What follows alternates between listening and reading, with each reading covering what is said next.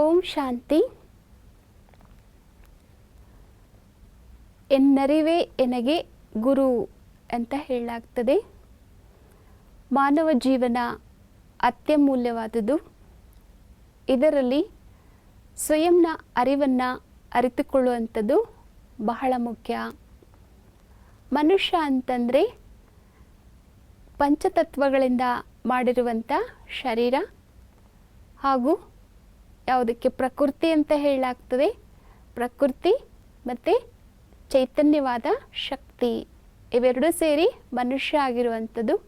ಮನುಷ್ಯನ ಶರೀರದಲ್ಲಿ ಚೈತನ್ಯ ಶಕ್ತಿ ಇದ್ದಾಗ ಈ ಶರೀರದಲ್ಲಿ ಚೈತನ್ಯತೆ ಇರ್ತದೆ, ಈ ಶರೀರಕ್ಕೆ ಮಾನ್ಯತೆ ಇರ್ತದೆ, ಈ ಶರೀರದಲ್ಲಿ ಎಲ್ಲ ಕಾರ್ಯ ನೋಡ್ತೇವೆ, ಕೇಳ್ತೇವೆ, ಮಾತನಾಡ್ತೇವೆ. ವಾಸ್ತವದಲ್ಲಿ ಹೇಳಬೇಕಂದ್ರೆ ಈ ಶರೀರದಲ್ಲಿ ಇದ್ದುಕೊಂಡು ಎಲ್ಲವನ್ನು ಮಾಡುವಂಥ ನಾವು ಚೈತನ್ಯವಾದಂಥ ಶಕ್ತಿಯಾಗಿದ್ದೇವೆ. ಪ್ರತಿಯೊಬ್ಬ ಮನುಷ್ಯನ ಶರೀರದಲ್ಲಿ ಒಂದು ಅಗೋಚರವಾದ ಅವಿನಾಶಿಯಾದಂಥ ಅಭೌತಿಕವಾದಂಥ ಶಕ್ತಿ ಅಡಗಿದೆ. ಅದನ್ನು ರೂಹ್ ಅಂತ ಹೇಳ್ತೇವೆ, ಸೋಲ್ ಅಂತ ಹೇಳ್ತೇವೆ, ಸ್ಪಿರಿಟ್ ಅಂತ ಹೇಳ್ತೇವೆ. ಇದರ ಒಂದು ತಿಳುವಳಿಕೆ ನಾವು ತಿಳಿದುಕೊಳ್ಳೋಣ. ಶಬ್ದಗಳನ್ನು ನಾವು ಅನೇಕ ಬಾರಿ ಉಪಯೋಗ ಮಾಡ್ತೇವೆ. ಯಾರಾದರೂ ತೀರ್ಕೊಂಡಾಗ, ಶರೀರ ಬಿಟ್ಟಾಗ ಅವರ ಆತ್ಮನಿಗೆ ಶಾಂತಿ ಸಿಗಲಿ ಅಂತ ನಾವು 3 ನಿಮಿಷ ಸೈಲೆನ್ಸನ್ನು ಮಾಡುವಂಥದ್ದು ಅಭ್ಯಾಸ ಇದೆ. ವಾಸ್ತವದಲ್ಲಿ ನಾವು ಆ ಒಂದು ಜ್ಯೋತಿ ಸ್ವರೂಪ, ಒಂದು ಅಭೌತಿಕವಾದಂಥ ಶಕ್ತಿ ನಾವು ಆಗಿದ್ದೇವೆ. ಈ ದೇಹದಲ್ಲಿ ಇದ್ದುಕೊಂಡು ಎಲ್ಲ ಕಾರ್ಯವನ್ನು ಮಾಡುವಂಥ ಚೈತನ್ಯ ಶಕ್ತಿಗಳು ನಾವು. ಚೈತನ್ಯ ಶಕ್ತಿ ಅದನ್ನು ನಾವು ರೂಹ್ ಅಂತ ಏನು ಹೇಳ್ತೇವೆ, ಯಾವುದಕ್ಕೆ ಸೋಲ್ ಅಂತ ಹೇಳಲಾಗ್ತದೆ. ಕಣ್ಣುಗಳ ಮುಖಾಂತರ ನೋಡುವಂಥ ಕಾರ್ಯವನ್ನು ಚೈತನ್ಯ ಶಕ್ತಿ ಮಾಡುವಂಥದ್ದು. ಹಾಗೆ ಕಿವಿಗಳ ಮುಖಾಂತರ ಕೇಳೋದು, ಮಾತನಾಡೋದು, ಎಲ್ಲ ಕಾರ್ಯವನ್ನು ಮಾಡುವಂಥ ಒಂದು ಅಭೌತಿಕವಾದ ಶಕ್ತಿ. ಈ ಒಂದು ಚೈತನ್ಯ ಶಕ್ತಿ ಏನಿದೆ ಅಲ್ಲ, ಇದು ಈ ಶರೀರದಲ್ಲಿ ಇದ್ದಾಗ ಈ ಶರೀರಕ್ಕೆ ಬೆಲೆ ಇದೆ. ಶರೀರವನ್ನು ಚೈತನ್ಯ ಶಕ್ತಿ ಬಿಟ್ಟೋಯ್ತು ಅಂತಂದರೆ ಇದು ಶರೀರ ಡೆಡ್ ಬಾಡಿ ಆಗ್ತದೆ, ಶವ ಆಗ್ತದೆ. ಈ ಶರೀರಕ್ಕೆ ಯಾವುದೇ ಮಾನ್ಯತೆ ಇರೋದಿಲ್ಲ. ಒಂದು ಮಾತನ್ನು ಹೇಳಲಾಗ್ತದೆ, ವ್ಯಾತನಂದು ಮೊಲವ ತಂದೊಡೆ ಸಲುವ ಹಗಕ್ಕೆ ಬಿಲಿವರಯ್ಯ, ನೆಲನಾಳ್ತನ ಹೆಣವ ಒಂದಡಕೆಗೂ ಕುಂಬುವರಿಲ್ಲ, ಮೊಲಕ್ಕಿಂತ ಕರಕಷ್ಟ ನರನ ಬಾಳುವೆ, ಸೆಲೆ ನಂಬೋ ಕೂಡಲ ಸಂಗಮ ದೇವ ಅಂತ. ಒಬ್ಬ ರಾಜನ ಶರೀರ ಇರ್ಬೋದು, ಆದರೆ ರಾಜನ ಶರೀರವನ್ನು ಯಾರೂ ಕೂಡ ತಮ್ಮ ಹತ್ರ ಇಟ್ಕೊಳ್ಳೋದಕ್ಕೆ ಇಷ್ಟಪಡೋದಿಲ್ಲ. ನಾವೆಲ್ಲಾದರೂ ಹೋಗುವಾಗ ಏನಾದರೂ ಚಪ್ಪಲ್ ಏನಾದರೂ ಕಟ್ಟಾಯ್ತಂದರೆ ಎಲ್ಲಾದರೂ ನಾವು ಬಿಡಲಿಕ್ಕೆ ನಮಗೆ ಸಾಧ್ಯ ಆಗ್ತದೆ. ಎಲ್ಲಾದರೂ ನಾವು ಬಿಡ್ತೇವೆ ಅಂದರೆ ಆಯಿತು ಅಂತ ಹೇಳ್ಬೋದು ಯಾರಾದರೂ. ಆದರೆ ಯಾರ್ದಾದ್ರೂ ಹೆಣವನ್ನು ಇಟ್ಕೊಳ್ತೀರಾ ಅಂತಂದರೆ ಸ್ವಲ್ಪ ಹೊತ್ತು ಇಡ್ತೇವೆ ಅಂತ ಕೇಳಿದ್ರೆ ಯಾರೂ ಕೂಡ ಒಪ್ಪೋದಿಲ್ಲ. ಈ ಒಂದು ಚೈತನ್ಯ ಶಕ್ತಿ ಶರೀರದಲ್ಲಿದ್ದಾಗ ಈ ಶರೀರಕ್ಕೆ ಎಷ್ಟೊಂದು ಮಾನ್ಯತೆ ಇರ್ತದೆ. ಒಬ್ಬ ವ್ಯಕ್ತಿ ಭಿಕ್ಷೆಯನ್ನು ಬೇಡುವಂಥದ್ದು ಮಾಡ್ತಾ ಇರ್ತಾರೆ. ಅವರನ್ನು ಒಬ್ಬರು ಕರೆದು ಕೇಳ್ತಾರೆ, ನೋಡಪ್ಪ ನಿನಗೆ 1 ಕೋಟಿ ರೂಪಾಯಿ ಕೊಡ್ತೇನೆ, ನಿನ್ನ 2 ಕಣ್ಣುಗಳನ್ನು ನನಗೆ ಕೊಡು ಅಂತ ಕೇಳಿದ್ರಂತೆ. ಆಗ ಅವ್ರು ಹೇಳಿದ್ರಂತೆ ಇಲ್ಲ ಅಂತ. ನಿನಗೆ 50 ಲಕ್ಷ ಕೊಡ್ತೇನೆ, ನಿನ್ನ 2 ಕೈಗಳನ್ನು ಕೊಡು ಅಂತ ಕೇಳಿದ್ರಂತೆ. ಅದಕ್ಕೆ ಅವ್ರು ಹೇಳಿದ್ರಂತೆ ಇಲ್ಲ ಅಂತ. ನಿನಗೆ 25 ಲಕ್ಷವನ್ನು ಕೊಡ್ತೇನೆ, ನಿನ್ನ 2 ಕಾಲುಗಳನ್ನು ಕೊಡು ಅಂತ ಕೇಳಿದ್ರಂತೆ. ಆಗೋದಿಲ್ಲ ಅಂತ ಹೇಳಿದ್ರಂತೆ.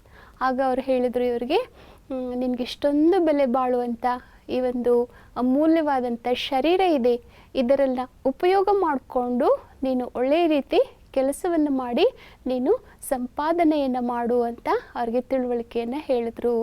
ಆಗ ಅವ್ರಿಗೆ ಅನ್ನಿಸ್ತು, ಹೌದಲ್ಲ, ನನಗೆ ಎಷ್ಟೊಂದು ಬೆಲೆ ಬಾಳುವಂಥ ಈ ಒಂದು ಅಮೂಲ್ಯವಾದಂಥ ಎಷ್ಟೆಲ್ಲ ಶಕ್ತಿ ಉಳ್ಳಂಥ ಶರೀರ ಇದೆ, ಅದನ್ನು ಉಪಯೋಗಿಸ್ಕೊಳ್ಬೇಕು ಅಂತ ಅವರಿಗೆ ಅರಿವು ಬಂತು. ಕೆಲಸದಲ್ಲಿ ತೊಡಗಿದ್ರು ಮತ್ತು ದುಡಿದು ಸಂಪಾದನೆ ಮಾಡಿ ಜೀವನ ಮಾಡಲಿಕ್ಕೆ ಶುರು ಮಾಡಿದರು. ವಾಸ್ತವದಲ್ಲಿ ಈ ಶರೀರದಲ್ಲಿರುವಂಥ ನಾವು ಚೈತನ್ಯ ಶಕ್ತಿಗಳು, ನಮ್ಮಲ್ಲಿ ಅಪಾರವಾದಂಥ ಒಂದು ಶಕ್ತಿ ಸಮಾವೇಶವಾಗಿದೆ. ನಾವು ಅಂತಂದ್ರೇ ಆ ಒಂದು ಚೈತನ್ಯವಾದಂಥ ಶಕ್ತಿಯಾಗಿದ್ದೇವೆ. ಯಾವುದಕ್ಕೆ ನಾವು ಸೋಲ್ ಅಂತ ಹೇಳ್ತೇವೆ. ಚೈತನ್ಯ ಶಕ್ತಿ ಅಂತ ಹೇಳ್ತೇವೆ. ಮತ್ತು ಅದು ಎರಡು ಹುಬ್ಬುಗಳ ಮಧ್ಯದಲ್ಲಿ, ಹಣೆಯ ಮಧ್ಯದಲ್ಲಿ ಮಸ್ತಕ ಮಣಿ ಅಂತ ಹೇಳಾಗ್ತದೆ. ಭ್ರುಕುಟಿ ಬೀಚ್ ಮೇ ಚಮಕ್ತಾ ಹೇ ಅಜಬ್ ಸಿತಾರ ಅಂತ ಹೇಳಾಗ್ತದೆ. ಹಣೆಯ ಮಧ್ಯದಲ್ಲಿ ಚೈತನ್ಯ ಆತ್ಮ ಹೊಳಿತಾ ಇರುವಂಥದ್ದು. ಅದಕ್ಕೇ ನಾವು ಹಣೆಗೆ ತಿಲಕವನ್ನು, ಗಂಧವನ್ನು, ಕುಂಕುಮವನ್ನು ಎಲ್ಲ ಹಣೆಗೆ ಹಚ್ಕೊಳ್ಳುವಂಥ ಒಂದು ಪದ್ಧತಿ ಭಾರತೀಯರಲ್ಲಿ ಇದೆ. ಮತ್ತು ನಾವು ನಮಸ್ಕಾರ ಮಾಡುವಾಗ ಕೂಡ ತಲೆಬಾಗಿ ನಮಸ್ಕಾರವನ್ನು ಮಾಡ್ತೇವೆ. ಹಾಗೆ ಏನಾದರೂ ಆಯಿತು ಅಂದರೆ ನಮ್ಮ ಹಣೆ ಬರಹ ಅಂತ ಹೇಳುವಂಥದ್ದು ನಾವು ಕೇಳ್ತೇವೆ. ಅಂದರೆ ಮಸ್ತಕದಲ್ಲಿರುವಂಥ ಚೈತನ್ಯವಾದಂಥ ಆತ್ಮ ಚೈತನ್ಯ ಶಕ್ತಿ, ನಾವು ಅಂತಹ ಒಂದು ಚೈತನ್ಯ ಶಕ್ತಿಯನ್ನು ನಾವು ಹೇಳ್ತೇವೆ. ಅಲ್ಲಿ ತೋರಿಸ್ಕೊಂಡು ಹೇಳ್ತೇವೆ, ಹಣೆಯನ್ನು ತೋರಿಸಿ ನಮ್ಮ ಹಣೆ ಬರಹ ಅಂತ ಹೇಳ್ತೇವೆ. ವಾಸ್ತವದಲ್ಲಿ ನಾವೆಲ್ಲರೂ ಕೂಡ ಮಸ್ತಕದಲ್ಲಿ, ಹಣೆಯ ಮಧ್ಯದಲ್ಲಿ ಹೊಳಿತಾ ಇರುವಂಥ ಒಂದು ಚೈತನ್ಯವಾದಂಥ ಶಕ್ತಿಗಳು. ಈ ಚೈತನ್ಯ ಶಕ್ತಿ ಏನಿದೆಯಲ್ಲ, ಈ ಚೈತನ್ಯ ಶಕ್ತಿ ದೇಹದಲ್ಲಿ ಇದ್ದುಕೊಂಡು ಎಲ್ಲ ಕಾರ್ಯವನ್ನು ಮಾಡುವಂಥದ್ದು. ಮಾತನಾಡೋದಿರ್ಬೋದು, ಕೇಳೋದಿರ್ಬೋದು, ಕೆಲಸ ಕಾರ್ಯಗಳನ್ನು ಮಾಡೋದಿರ್ಬೋದು, ಎಲ್ಲ ಮಾಡುವಂಥದ್ದು ಆತ್ಮಜ್ಯೋತಿ ಸ್ವರೂಪ. ಅದರ ಜೊತೆಯಲ್ಲಿ ವಿಚಾರ ಮಾಡುವಂಥ ಶಕ್ತಿನೂ ಕೂಡ ಆತ್ಮದಲ್ಲಿ ಇದೆ. ನಮಗೆ ಅನೇಕ ವಿಚಾರಗಳು ಬರ್ತಾ ಇರ್ತದೆ. ಆ ಒಂದು ವಿಚಾರಗಳೆಲ್ಲ ಬರುವಂಥದ್ದು ಬ್ರೈನಲ್ಲಿ ಅಲ್ಲ, ಮೆದುಳಿನಲ್ಲಿ ಅಲ್ಲ. ಅಂದರೆ ಹಿಮ್ಮೆದುಳು ಮತ್ತು ಮುಮ್ಮೆದುಳಿನ ಮಧ್ಯದಲ್ಲಿ ಹೈಪೋಥ್ಯಾಲಮಸ್ ಅನ್ನುವಂಥ ಒಂದು ಸ್ಥಳದಲ್ಲಿರುವಂಥ ಒಂದು ಜ್ಯೋತಿ ಸ್ವರೂಪ ಏನಿದೆ, ಚೈತನ್ಯ ಶಕ್ತಿ ಆತ್ಮದ ಒಂದು ಥಿಂಕಿಂಗ್ ಪ್ರೋಸೆಸ್ ಅಂತ ಹೇಳಾಗ್ತದೆ. ಆಲೋಚನೆಯ ಶಕ್ತಿಗೆ ಮನಸ್ಸು ಅಂತ ಕರೀತೇವೆ. ಅಂದರೆ ಆಲೋಚನೆ ಮಾಡುವಂಥದ್ದು, ಅದು ಕೂಡ ಚೈತನ್ಯ ಆತ್ಮ. ಹಾಗೆ ಮತ್ತು ನಮಗೆ ಬಂದಂಥ ವಿಚಾರಗಳನ್ನು ಎಲ್ಲವನ್ನ ಮಾಡಲಿಕ್ಕೆ ನಾವು ಹೋಗೋದಿಲ್ಲ. ಯಾವುದನ್ನು ಮಾಡಬೇಕು, ಯಾವುದನ್ನು ಮಾಡಬಾರ್ದು, ಯಾವುದು ಒಳ್ಳೆಯದು, ಯಾವುದು ತಪ್ಪು, ಯಾವುದು ಸರಿ ಅಂತ ನಿರ್ಣಯ ಮಾಡುವಂಥದ್ದು ಅದು ಬುದ್ಧಿಯ ಕೆಲಸ. ಅದು ಕೂಡ ಆತ್ಮದಲ್ಲಿನೇ ಇರುವಂಥದ್ದು. ಅಂದರೆ ಬುದ್ಧಿ, ನಾವು ಕೆಲವೊಮ್ಮೆ ಹೇಳೋದನ್ನು ಕೇಳ್ತೇವೆ, ಏನಾದರೂ ತಪ್ಪು ಮಾಡಿದಾಗ ಮನಸ್ಸಿಗೆ ಬಂದಂತೆ ಎಲ್ಲ ಮಾಡ್ತಿರಲ್ಲ ಅಂತ ಹೇಳ್ತಾರೆ. ಬುದ್ಧಿಗಿದ್ದೆ ಇದೇನೋ ಇಲ್ಲೋ ಅಂತ ಹೇಳೋದನ್ನು ಕೇಳ್ತೇವೆ. ಅಂದರೆ ಮನಸ್ಸಲ್ಲಿ ಬಂದಂಥ ವಿಚಾರಗಳನ್ನು ಬುದ್ಧಿ ನಿರ್ಣಯವನ್ನು ಮಾಡ್ತದೆ. ಮತ್ತು ಆಮೇಲೆ ನಾವೇನು ಕರ್ಮವನ್ನು ಮಾಡ್ತೇವೆ, ಸಂಸ್ಕಾರ ಆಗಿಬಿಡ್ತದೆ. ಅದು ಕರ್ಮ ಅಂತಂದರೆ ನಾವು ಒಳ್ಳೆಯದಿರ್ಬೋದು, ಕೆಟ್ಟದ್ದಿರ್ಬೋದು, ಪಾಪ ಇರ್ಬೋದು, ಪುಣ್ಯ ಇರ್ಬೋದು. ಯಾವ ಒಂದು ಕರ್ಮವನ್ನು ನಾವು ಮಾಡ್ತೇವೆ ಅದು ಆತ್ಮದಲ್ಲಿ ಸಂಸ್ಕಾರದ ರೂಪದಲ್ಲಿ ಅದು ರೆಕಾರ್ಡ್ ಆಗಿಬಿಡ್ತದೆ. ಅದರ ಅನುಸಾರವಾಗಿ ನಮಗೆ ರಿಟರ್ನ್ ಸಿಗುವಂಥದ್ದು, ಪ್ರತಿಫಲ ಸಿಗುವಂಥದ್ದು. ಅದಕ್ಕೋಸ್ಕರ ಹೇಳಾಗ್ತದೆ ಕರ್ಮದಂತೆ ಫಲ ಅಂತ ಹೇಳಿ. ನಾವೇನೇನು ಮಾಡಿದ್ದೇವೆ ಅದೆಲ್ಲವೂ ನಮ್ಮ ಹತ್ರ ರೆಕಾರ್ಡ್ ಇದೆ. ಅದರ ಅನುಸಾರವಾಗಿ ನಾವು ಫಲವನ್ನು ಪಡೆದುಕೊಳ್ತೇವೆ.